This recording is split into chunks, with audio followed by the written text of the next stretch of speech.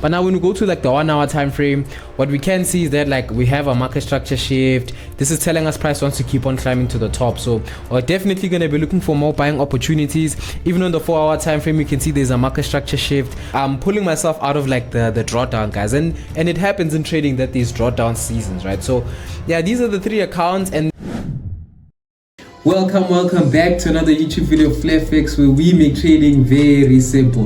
Now if you're new here, please do me a favor and click the subscribe button, turn on the post notifications, because I post content like this every Sunday, guys. So now for this week's breakdown, I'm going to be talking a lot about the trades that I took, and then also we're going to be doing a prop firm review, guys. You know, I haven't done this in a minute because I've been unsettled, but now it's cool. So watch till the end for the prop firm review. So we'll just do 3 pairs, and at the end of the session I'll be doing the prop firm review. So watch till the end, guys, please, because it will all make sense then, right? But nonetheless, subscribe. Let's get into the video. All right, so this is gold on the 4 hour time frame. So I've recently just added this market structure thing because I would mark them out personally, right? For the guys who are interested in learning all my indicators as well, I'll give you guys, because they're free on TradingView, right? So I use this thing called swing points and fair value gaps. These are the settings I have. Maybe you can pause this video, take a screenshot to use it, right? Also with this one, it's called multi-time frame break of structure and market structure shift. So basically this is a change of character essentially. So this is all I have marked up, so you can just, what is this, you know, take a screenshot as well, see what it is, but it's really nothing too hectic, right? So this is what we have, right? So this indicator basically just shows us market structure shifts, breaks of structure in it, right? So we'll start with gold on the daily time frame. I'm gonna show you the trade that we took earlier in the week. I think we caught the trade Tuesday, if I'm not mistaken, right? So with gold, it pushed all the way to the top. It made this low over here, as you can see, right? Even if we can look at market structure like in and of its own, it breaks of structure, price pushed all the way to the top. It identified this as a market structure shift. It pushed all the way to the top, making this high, continuing to make this low, right? Now when we go to the 4 hour time frame, this is where things get a little bit interesting, because now we can start to see that, okay, cool, prices pushed all the way to the downside and it pushed all the way to the top. It even had a market structure shift, so I was anticipating for it to what? To retrace all the way to the downside. So I pulled out all my Fibonacci retracement tool from the top to bottom, right? Bingo bango, and then we go to indice, because this is the one that we use, right? And then price came in here, beautiful clean cut finish relatively over here, right? So I'll probably just put the screenshot over here, can look at it. And then in terms of like how I saw this and the patience and the trade overview, like, to be honest, like, gold has been a pair right now that we haven't been getting a lot of momentum, but the fact that we did this week without, it's funny enough, like, there were not even a lot of red folder days, but we still got a push to the top, right? The dollar's holding really strong, guys, so gold can climb, but it's gonna fight to the top. That's one thing I can definitely tell you. It's gonna definitely fight. But now when we go to like the 1 hour time frame, what we can see is that like we have a market structure shift. This is telling us price wants to keep on climbing to the top, so we're definitely going to be looking for more buying opportunities. Even on the 4 hour time frame, you can see there's a market structure shift, so this is telling us that price has already changed character and wants to keep on going to the top, right? So we'll just be a patient. TP1 has been hit, we're patiently waiting for TP2, right? A lot of these are on the prop firm accounts. I'll show you obviously at the end, so just make sure to watch till that. But in terms of next week, in terms of entry, there's really nothing too crazy. I reckon we just wait for gold to do what? To keep climbing, at least to break this high over here, like to finish off this take profit, and then we can wait and see how it reacts. Because to be honest, there's really no fair value gap. We'd come back and refill. Like when we check on the 3 hour time frame, the last line of defense is this one over here, right? So if I could pull out the Fibonacci retracement tool from bottom to top, this is relatively where it's telling us to execute. So we will be patient for gold, see how it does move throughout the week. Let's go over to the next page. All right, so last but not least, we got US30.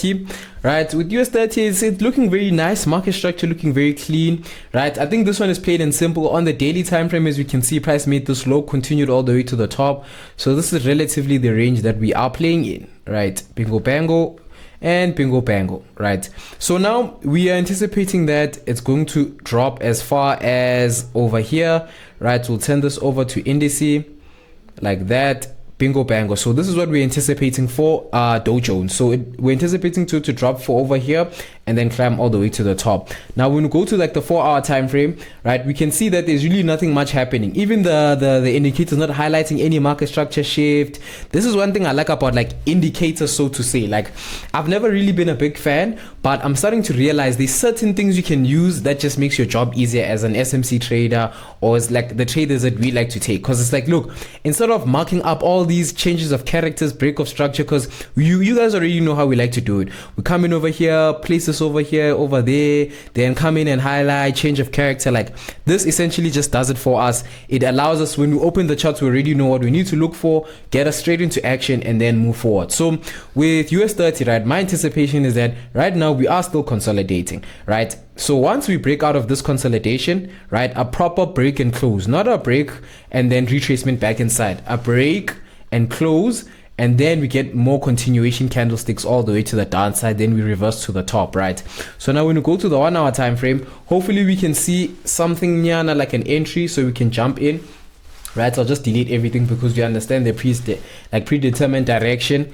Right, we'll come over to the 1-hour time frame. 1-hour time frame, we can see that price did push to the downside and we did get a market structure shift. So we can anticipate US30 to climb all the way to the top just a little for it to continue going down to the intended direction we saw. So we could be potentially what? Selling it here to buy it all the way to the downside over here, right? All the way to the downside. As you can see, all the way to the downside over here is what we do see for Dow Jones.